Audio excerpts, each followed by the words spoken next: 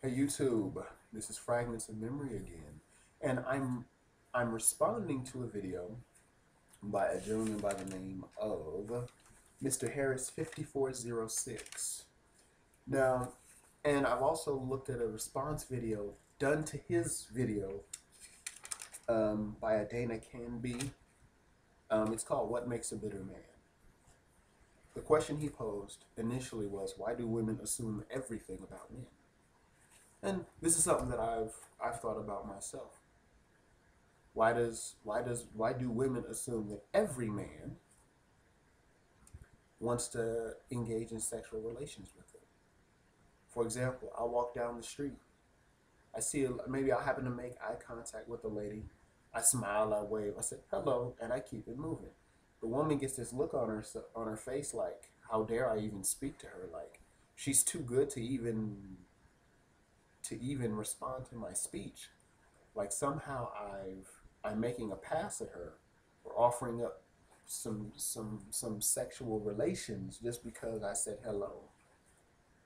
So I kind of see where that was going.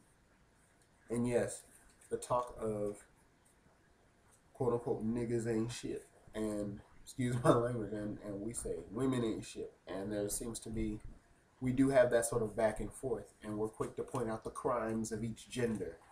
Men do this, women do this, blah blah blah blah blah. I mean, I can say that I've done that too, so I'm not going to sit here and put on this facade as though I'm an innocent, pure man here. And we do seem to discuss similar things. Now, he did bring up a good point that women seemingly run away from that which they say they want. They say they want a guy that has his own place, has his own ride, has a decent job. And then when they get that type of guy, they leave him or they run away from him. They push away from him. And of course, Mr. Harris got into some things about his own personal relationships and stuff like that. And it seems that this lady you were dealing with was quite flaky. One minute she's with you, then the next minute she's withdrawing. And then this woman that you were trying to interact with, now all of a sudden she's engaged to the father of her children or her child. And of course, now the same woman that is engaged calls you back again and says, "Oh, it didn't work out, blah blah blah blah blah." But yet here she was stringing you along, but at the same time she was still carrying a torch for the other man. And this other man was apparently, according to her, no good, foul, dirty, blah blah blah blah blah. You get the gist. So it's like there was this emotional roller coaster. And you know what? I've even noticed this just looking around, where the same woman that says, "I want a good man with all his quote unquote ducks in a row," is the same woman that'll end up with the so-called thug, the so-called low life, the so-called scumbag, but then cry that she can't find a good man.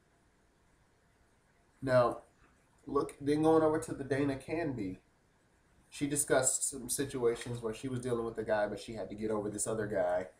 And I think the mistake this sister made was, number one, this sister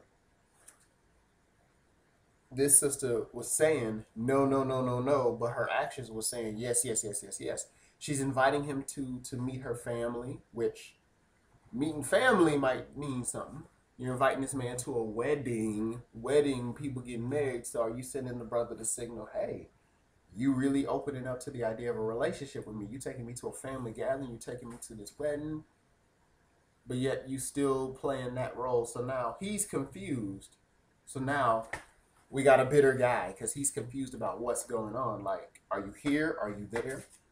I can remember a situation. I can remember a relationship I was in where a woman I was seeing, we were having problems, and it was to the point where she was always absent, or she always seemed to be avoiding me.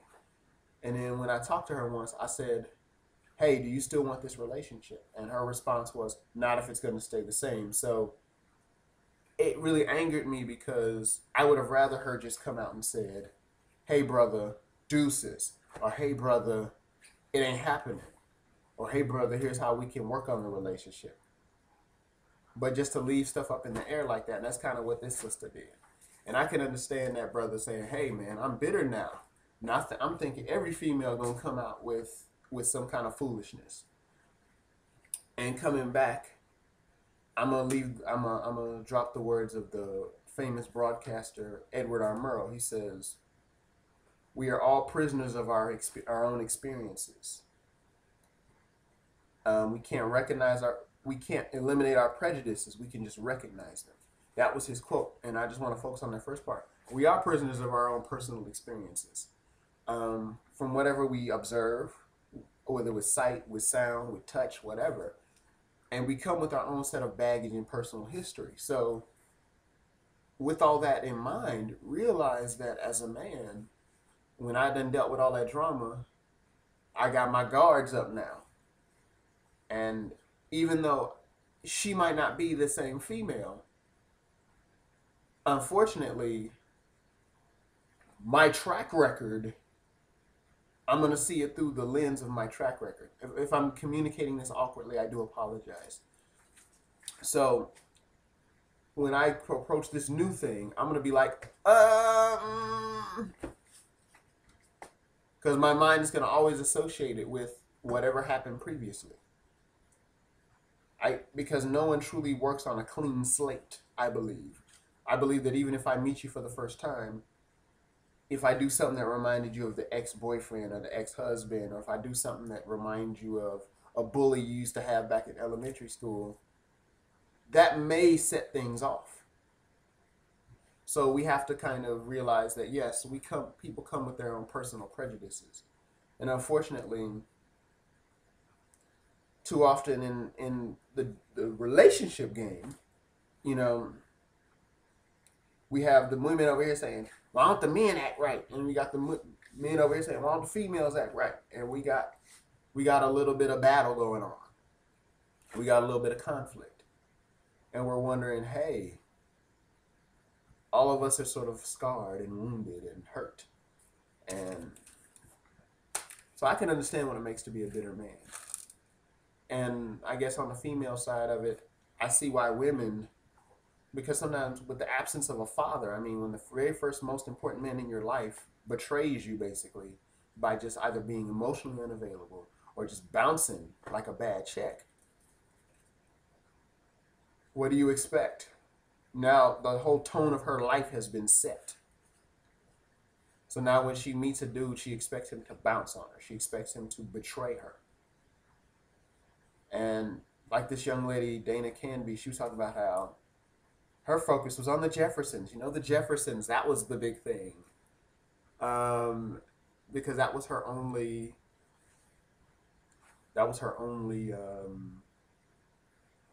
outlet, her only view of a positive model of a relationship. Well, that's my 2 cents on the subject. Thank you.